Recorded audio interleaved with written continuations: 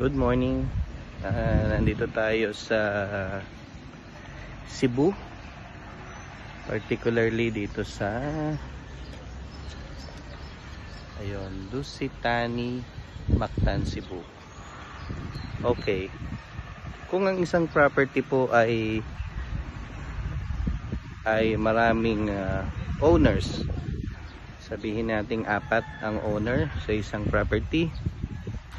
So lahat po sila ay tinatawag na co-owners para dun sa property na yon.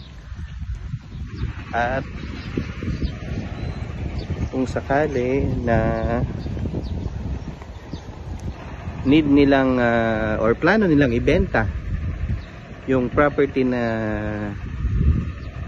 pagmamay-ari nila, ay kailangan po na mag-sign sa deed of absolute sale ang 4 na owner para po matuloy po ang transactions. So hindi po pwedeng 1, 2 or 3 lang ang kailangan mag-sign. Medyo mahangin.